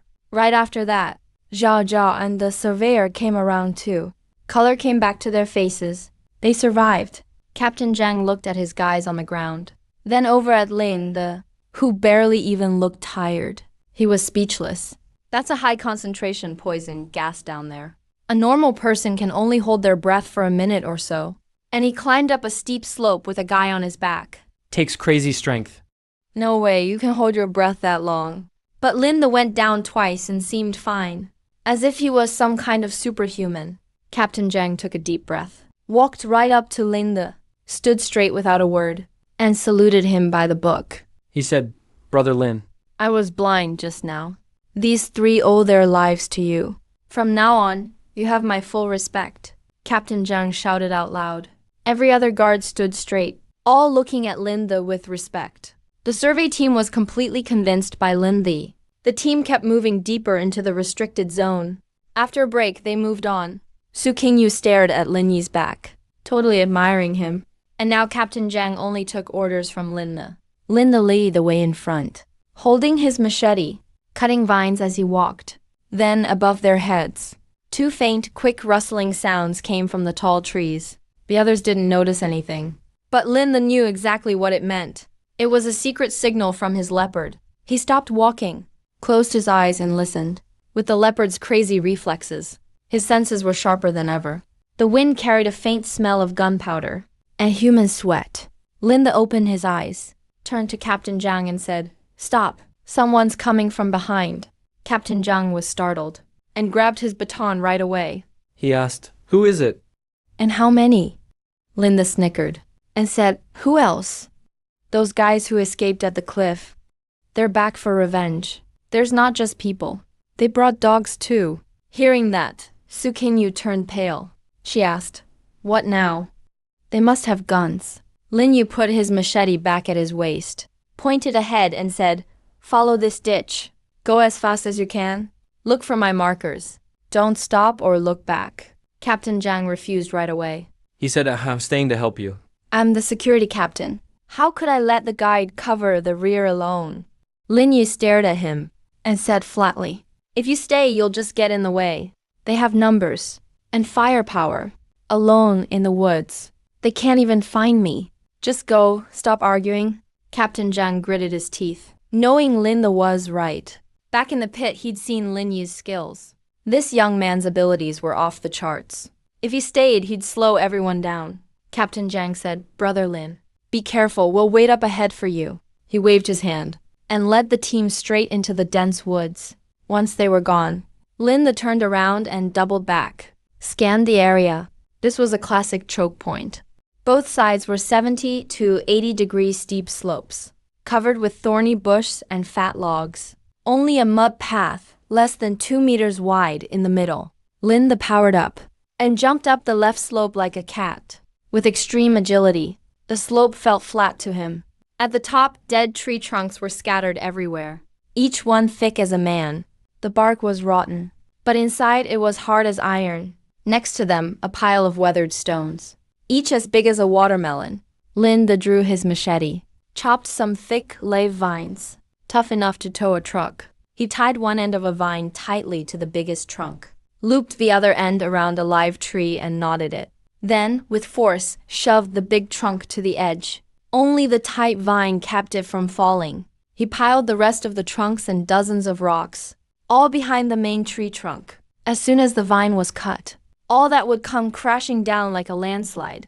After all that, Linda wasn't even out of breath. He lay in wait behind the big trunk at the top, quietly waiting for his prey. Down on the muddy path came messy footsteps, and a lot of cursing. Over a dozen men snaked into the choke point. In front was a bald guy with a black eye patch one-eyed long. He was holding a double-barrel shotgun, with a machete axe on his back. His fat body shook as he walked. Next to him was Skinny Monkey, the guy who ran off earlier. Skinny Monkey pointed at footprints as he walked. Longe. Look, these prints are fresh. That guy brought them. The city crew is right up ahead. Their packs must be loaded with cash and good herbs. One-eyed, long-spat yellow phlegm. And cursed, they dare kill my brothers. When we catch that kid, we'll break his arms and legs first. Make him watch us take their money. The other guys hooted along, All swinging knives and shotguns, acting cocky as hell. Lin Yu watched from above. As they walked right into his trap, he counted heads. 1, 2, 15. When the last guy stepped into the narrowest spot, Linda moved. He raised his machete and struck hard at the tight vine. Snap! The vine broke clean, without tension. The thickest tree trunk up front suddenly rolled forward. With a rumble, it carried the trunks behind it, along with dozens of watermelon-sized rocks, crashing down the 70 or 80-degree slope. The log crashed down the slope. It sounded like thunder. The poachers below heard it. They looked up. Their faces went pale. A huge dark shadow, with dirt and rocks flying everywhere, was coming straight at their heads. Skinny Monkey screamed in terror, rolling and crawling backward. He shouted, "Move. Something's up there." One-eyed dragon reacted the fastest, and shoved the guy next to him aside, then dived into a crack under a big rock. The others weren't so lucky. Both sides were full of thorny bush. There was nowhere to hide. The path was narrow, with 10+ guys squeezed together. Everyone scrambled everywhere. Bang! The log smashed hard into the crowd up front. 2 poachers couldn't dodge in time, and got hit on the thigh by the log, with 2 sickening crack sounds. They were both sent flying a few feet. They landed hard in the mud. Dirty water splashed everywhere. Their thighs twisted at weird angles. White bone even poked right through their pants. They rolled and screamed horribly on the ground, and then more logs came down, with stones mixed in like rain. Bang, bang, bang. A rock the size of a watermelon hit a guy's back, smashing him flat on the ground. He spit a mouthful of blood, couldn't get up for a while. Another rock hit a guy's shoulder. His whole arm just hung there limp, snapped right away. The whole valley turned into chaos. Cries, screams, and breaking bones mixed together, all in just a handful of seconds. The log trap wrecked these arrogant poachers. Out of 15 guys, 4 or 5 got their arms or legs broken right away. Some got hit on the head, faces covered in blood, crawling everywhere. Even the unhurt ones were scared stiff, shaking in the grass by the road, too scared to hold their knives. One-eyed dragon yelled, "Who the hell set us up?" He crawled out from under the rock. Looked at the hands rolling in pain all around. His furious eyes were bulging out. He raised his shotgun and fired 2 shots toward the shaking leaves on the slope. The buckshot tore the tree bark to shreds. Leaves rained down to the ground. But up above, it was dead quiet. Not a sign of anyone. Linda had already cut the vines and backed up over 10 meters on the roots. Hiding behind a huge tree, he coldly watched One-Eyed Dragon waste bullets and reload, fumbling, all the while yelling, "Coward. If you've got guts, come down and fight me one-on-one." Hiding up there ain't a man's way. Linda leaned on the tree, ignoring him. Staying alive in the jungle is what really matters. Lin Yi sneered inside. Who cares about your rules? Skinny Monkey, clutching his scratched face, moved up to One-Eyed Dragon, trembling as he spoke, saying, "Boss, that trap was insane. This guy knows the terrain perfectly. We didn't even see where he was, and half our guys are down. Shouldn't we just retreat for now?" One-Eyed Dragon cursed, "Bullshit," and slapped Skinny Monkey hard. It spun him halfway around. "So many brothers are dead. Are we supposed to leave with nothing? How am I supposed to survive in the biz after this?" One-Eyed Dragon gritted his teeth, face all twisted with rage. He knew Linda was close by, just waiting for them to slip up. Against a tough jungle guy like him, they didn't stand a chance. Then One-Eyed Dragon looked back sharply and yelled, "Bring the dogs up." Two guys who hadn't been hurt rushed over with thick iron chains. On the end of the chains, there were 5 huge dogs, waist high, all of them black and tan with short fur, muscles bulging everywhere, scary strong. These weren't just mutts. They were pricey retired hunting dogs One-Eyed Dragon bought, trained just for this. They could bite right through bone, plus they hunted wild boar and black bears. Once spotted by them, even a tiger would be in trouble. As soon as the 5 dogs arrived, smelling fresh blood, they went nuts. Growls rumbled in their throats, baring their fangs, drool dripping from their teeth, yanking the chains to charge ahead, dragging their handlers around. One-Eyed Dragon walked up to the dogs, pointed up the slope, and barked, "Go get that guy for me! Tear him apart."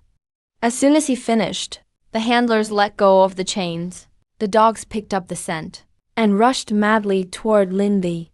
Linda was perched on a high branch, hiding behind leaves, peeking down, totally calm. He'd spent years in the wild before, faced way worse animals than this. A few hunting dogs didn't bother him. The biggest one, Dog King, led the pack, a head bigger than the others, and fierce as hell. He snuffled the ground for the scent, charging straight for the tree. Front paws slammed the trunk. The other 4 followed close, surrounding the tree tight, all leaping and gnashing at Linda, claws scraping deep white lines in the bark, chipping wood everywhere. One-Eyed Dragon and his crew puffed up the slope, saw the dogs circling the tree, and grinned wide, his face squeezed into a lump. He shouted at Lindy in the tree, "Run. Why don't you run now, huh?" He raised his homemade shotgun, aiming at the treetop. "You think these mountains belong to you? My dogs will sniff you out like it's nothing." The others started jeering. "Boss, stop talking. Just shoot him down. Let the dogs tear him apart. This is payback for the fallen." Linyi heard the taunts, but didn't even hide. He pulled the branches aside and boldly leaned out. Looking down at the vicious dogs and cocky One-Eyed Dragon, he sneered, "Want to see who's scarier, right? In these mountains, who can out-scary the king of jungle assassins? The leopard?" With that thought, Linda activated his system panel and called leopard power. The bloodline of a top predator kicked in. Linda stood on the branch, eyes cold as ice, killing intent pouring out of him. People can't smell it, but to animals, it's the scent of death. Instantly, the noisy woods fell silent. Even the birds flew away. The 5 raging dogs below, their barking stopped dead. Dog King's paws went limp. His huge body collapsed to the ground, fur all bristling. His bark turned into pitiful whining, tail tucked tight between his legs, shaking on the ground like a sieve. The other 4 were even worse, lying flat on the ground, not even daring to look up. One even pissed itself, leaving a huge yellow puddle, with a stink blasting everyone. One-Eyed Dragon was stunned. His gun hand froze mid-air. He shouted in frustration, "What's up with you all? Bark! After all the meat I fed you, useless. Bite him." He stomped over and kicked Dog King hard. Dog King took the hit, didn't even dare to whimper, lay flat and still, eyes staring at Linda in terror. Linyi grabbed a thick vine, pushed off with his legs, and slid down from over 10 meters high, landing right in front of Dog King. One-Eyed Dragon jumped back in shock, eyes wide as ever. This kid's nuts, jumping right into the middle of the dogs. But next, that's shocking. One-Eye and his guys were all stunned. Linda walked straight up to King Dog. He looked down at him. King Dog didn't bite anyone. He even rolled over, totally exposed his soft belly, completely surrendered, letting himself be handled. Lin the squatted down. He put his right hand on King Dog's scarred head. A sharp voice echoed in his mind again. Ding, King Dog tamed. Gained max scent ability. Just as the voice stopped, a cool rush filled Ling Yi's nose. The world smelled totally new to him. The air was no longer just dirt. Now he picked up hundreds of scents. He could smell rotting leaves 100 meters away. Smell underground water 200 meters off. Even One Eye's stink was clear as day. He smelled the gunpowder in their handmade guns, and the animal poop stuck to their shoes. Even One Eye's man had moldy bread in his pocket. He could smell all of it perfectly, with max scent.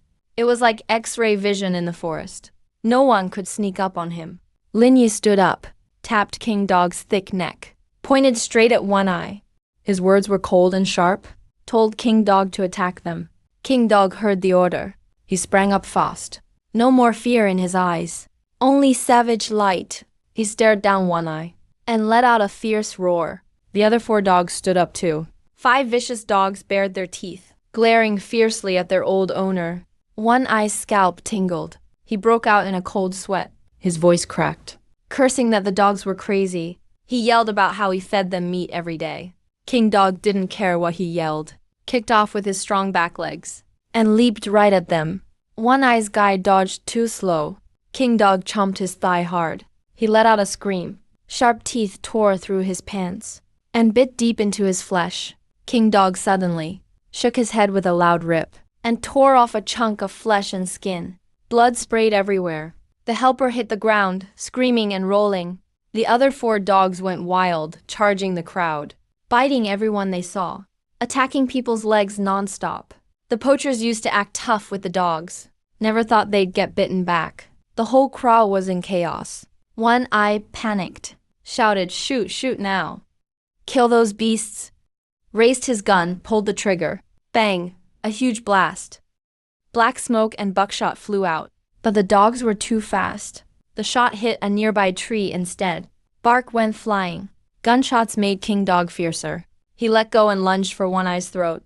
One Eye was scared out of his wits.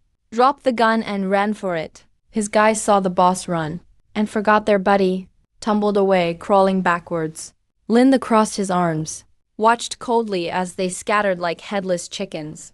But that was the perfect spot Lin had already picked. One Eye led his guys running wild. All 5 dogs chased them, making a total mess. In just tens of meters, One Eye tripped and crashed into a dense patch of thorny vines. Those vines had 3-inch barbed thorns. Clothes would rip on contact, pulled into skin, leaving bloody gashes.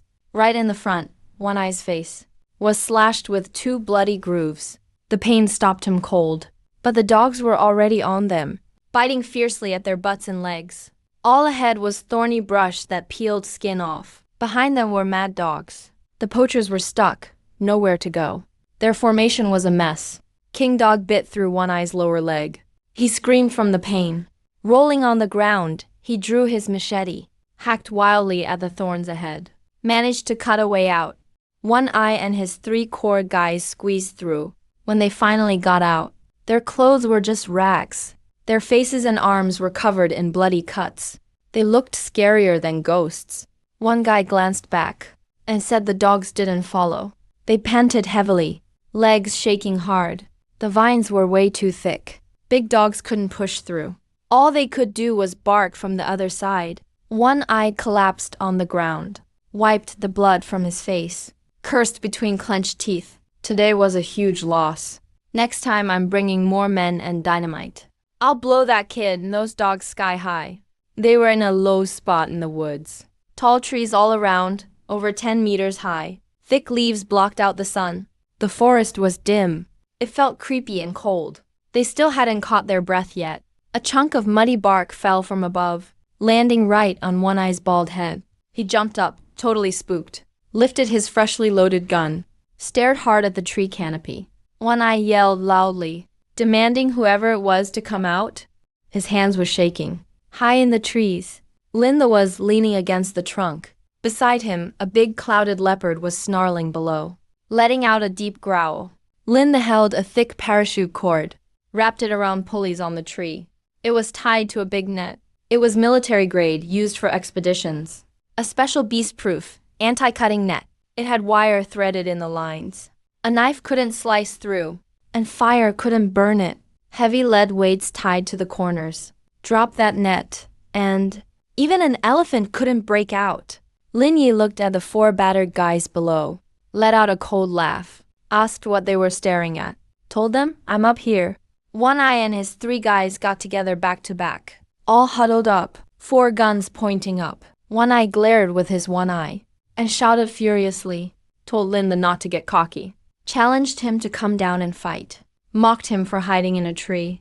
Lin the shoved the leaves aside, showed half his face and asked, a fight? 4 guys with guns. Against me, empty-handed? Man, your face is thicker than this tree bark. One Eye was fuming, told him to shut up, thought he couldn't hit him, told his men to shoot where the voice came from, turned him into a sieve.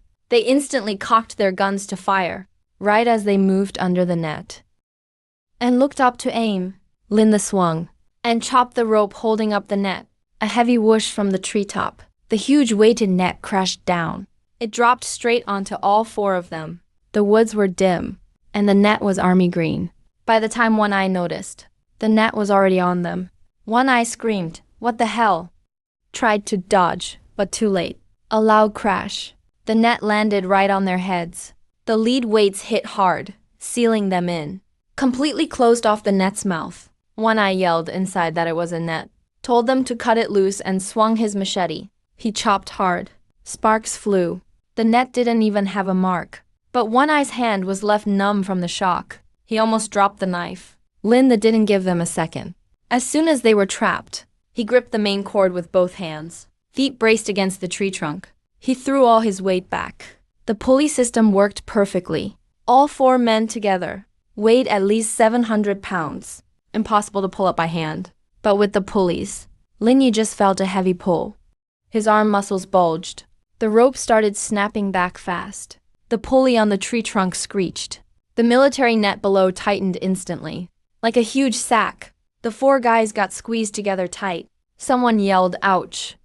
Inside the net, I'm getting crushed. Someone shouted, boss, stop waving that knife.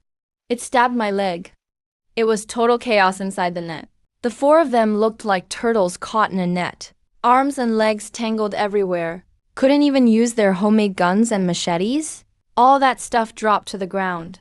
Linda kept pulling with all his strength. He backed up, yanking the rope. The net was pulled a meter up off the ground. 4 poacher leaders, 2-3 meters tall, were now dangling in midair. The more they struggled in the net, the tighter it closed on them. The 4 squeezed into one big ball. Face to face, legs on legs. They could barely breathe. One-eyed dragon's face turned red in the net. He kept yelling, let me down. He called Linda a little bastard. Sighed he was gonna kill him. Linda wrapped the parachute cord around the tree trunk 3 times. After tying a dead knot so it wouldn't come loose, he clapped the dust off his hands, then slid down to the ground using a thick vine. The clouded leopard jumped down too. It circled the hanging net. Every so often it bared its fangs at them. The thugs screamed in terror. They squeezed even tighter in the middle. Linda walked under the net, picked up all the guns and machetes from the ground, then tossed them far away. He looked up at One-Eyed Dragon, who was still cursing.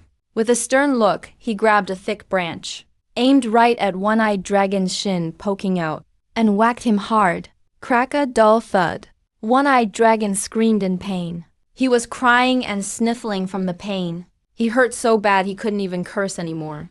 Lin Yi said, save your breath. Use it to talk to the cops. He tossed the branch away and ignored him. He walked to One-Eyed Dragon's canvas bag on the ground. That bag, One-Eyed Dragon guarded fiercely the whole time. It only just fell out. Linda unzipped it, emptied everything on the ground, besides some cash and dry food. The most noticeable thing was a thick, black notebook. Linda flipped through it. Inside were tightly packed hunting records. March 5th, sold a tiger hide to Boss Lee.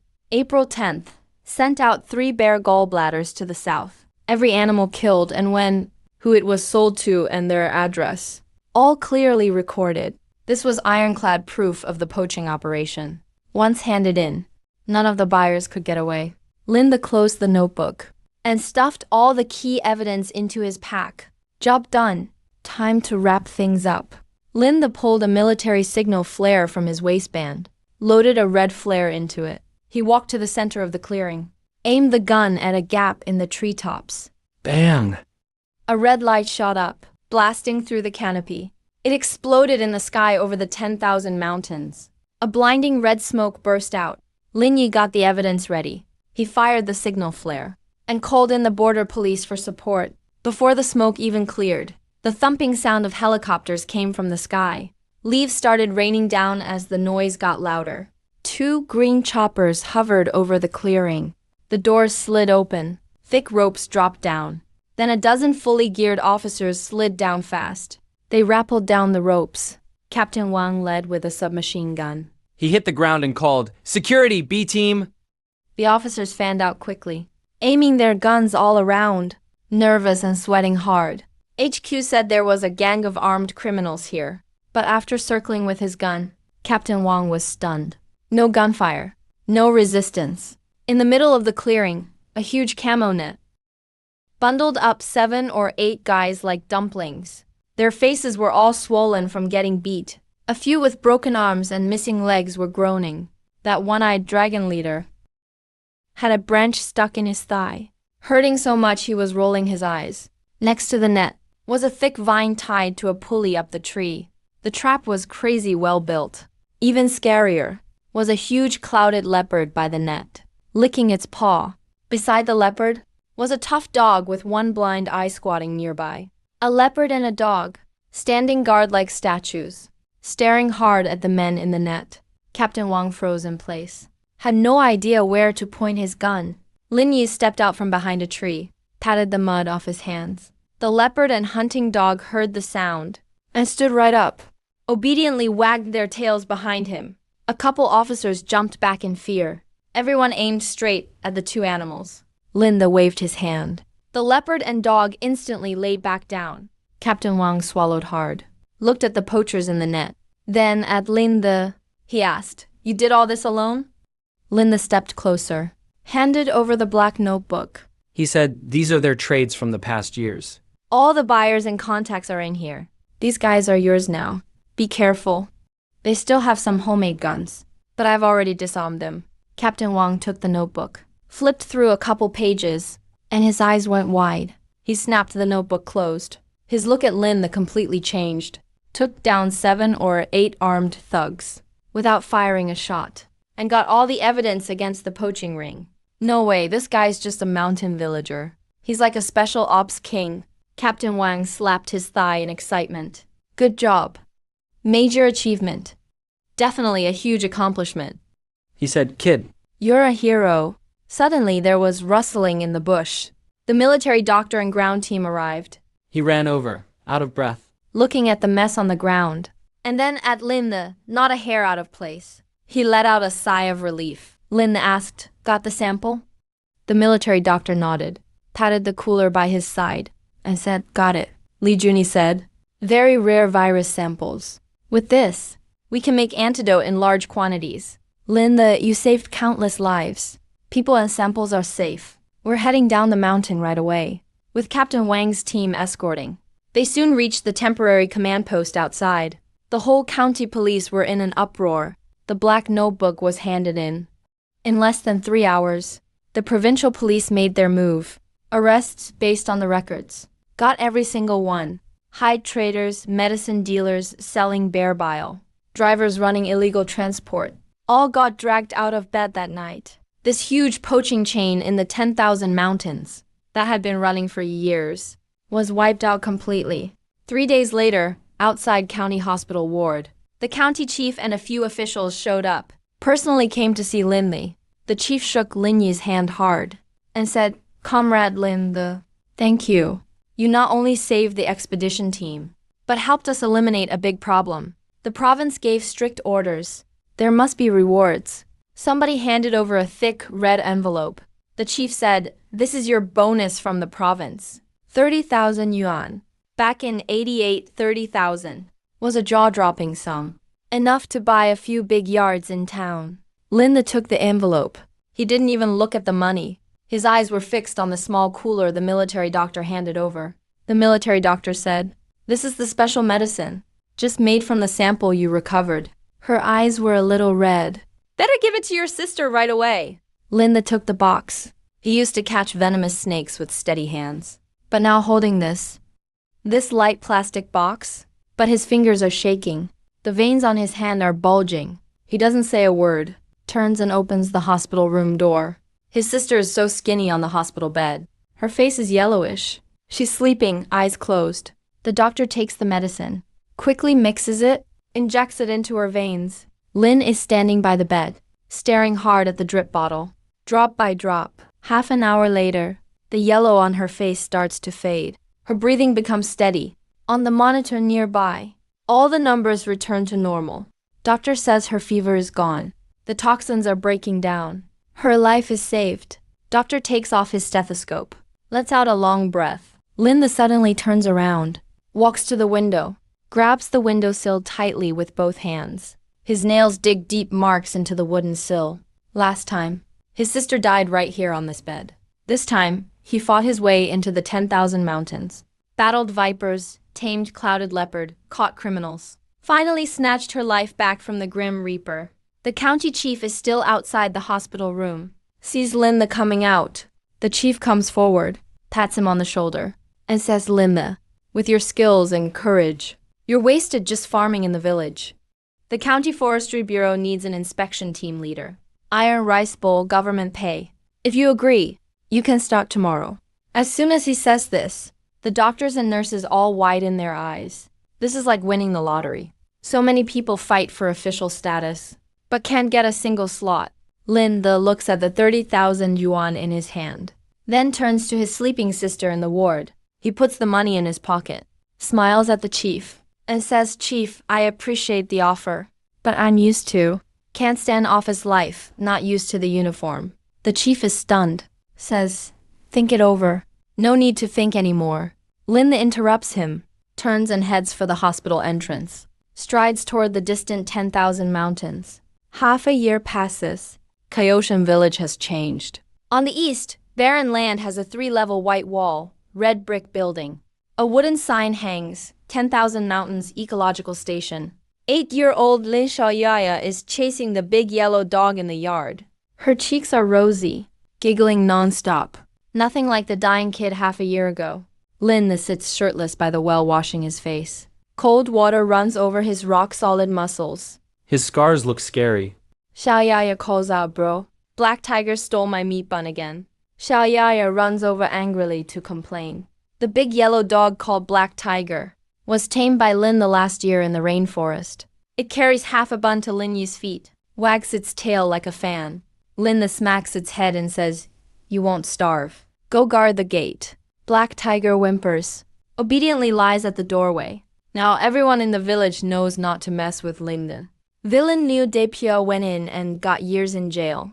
The leftover troublemakers pass by Lin Yi's house. Don't even dare to breathe loud. A few days earlier, a hooligan peed at the door drunk. Got chased by Black Tiger for 3 streets. Ended up with torn pants. Finally brought 2 hens to apologize. Washing his face, a roaring sound outside. An old jeep stops. 3 big men hop out. Leader wears a floral shirt, thick gold chain. Obvious outsiders trying to trade. He peeks into the yard, shouts out, "Hey, who's Linda? Come help us." Linda wipes his face with a towel, walks over and says, "That's me." Floral shirt guy sizes him up, lights up a smoke and says, "Here you know 10,000 mountains, well. US guys wanna head in? Find wild ginseng and lingi mushrooms. Guide us for a day, $10 a day. Enough for a poor villager to eat for weeks." Linda sneers. These outsiders really treat the mountains like their backyard? He says not guiding. It's wild in the mountains. Linyi bluntly refuses, says outsiders aren't allowed in. Floral shirt's face turns dark. He throws his smoke, stomps on it. Says, "Bro, don't be disrespectful." Boss says, "We must go in today. Whether you guide or not, you're coming." The other 2 surround him. Hands reach for their bulky waists, obviously carrying weapons. Linda doesn't even lift his eyelid. His lips move slightly. He whistles sharply. Black Tiger springs up from the ground, growls and bites Floral Shirt's pant leg. Its teeth hit bone. Floral Shirt guy shivers in fear, just as he's about to kick the dog. A cold, heavy thing drops on his head. He looks up, almost faints. A thick king cobra is coiled on the doorframe. Raises up, neck skin stretched. Its red tongue almost touches his nose. Eyes locked on him. One wrong move and the fangs will pierce his neck. Floral Shirt's legs go weak. The smell of pea spreads. He's literally scared pissless. The other two men stumble back, their knees shaking. Linda says one word. Leave. Floral Shirt scrambles on all fours. Frees himself from the dog. Jumps into the car. Floors it, black smoke puffing. They vanish. Linda waves at the king cobra. It slithers up the pillar back to the roof. Tiles, Black Tiger resumes his spot. Afternoon. Army Dr. Su Qingyu jumps out of a jeep in camo gear. Carries a heavy black bag into the yard. Su Qingyu says, Linda, your equipment's been approved. Tosses the bag onto the stone table. Opens it. Inside, anti-cut camo outfit, high tactical boots. A sturdy mountain knife. Military crossbow with steel-tipped bolts. Su Qingyu says, research team wants you added. Caught game, well done. This is special approval from the top. Su Qingyu looks at him and asks, really planning to enter the no-man zone solo? Linda weighs the mounting knife in his hand. Feels right. Says outer areas are clear. Rare herbs and poachers are hidden deep. If I don't go, no one's tough enough. Heads to the backyard. There's a thick thigh-sized log for splitting wood. With system strength and herbal nourishment over half a year, his body's way beyond normal limits. Linda grips the knife handle. Muscles tighten instantly. Wrists snap with force. Slash, a flash of blade. No heavy chopping sound. Just a crisp hawk note. The thick log, split cleanly in half with one blow. The cut is smooth as glass. Su Qingyu is stunned. Even top special ops in the team. Can't do a clean chop like that. Lin Yi says, nice knife. Sheaths it back. Nods and yells. From the tree canopy, a low growl.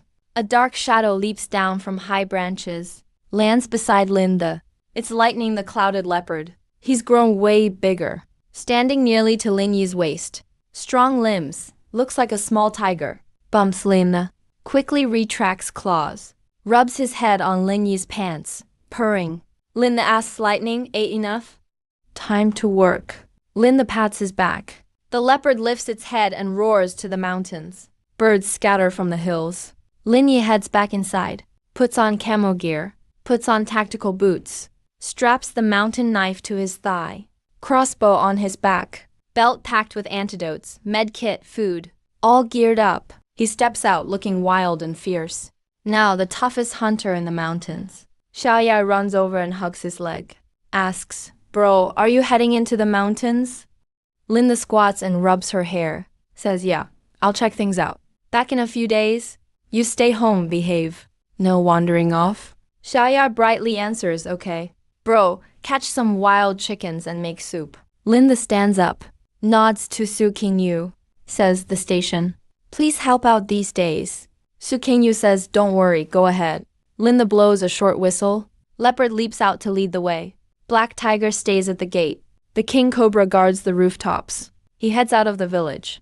Steps into the primeval rainforest.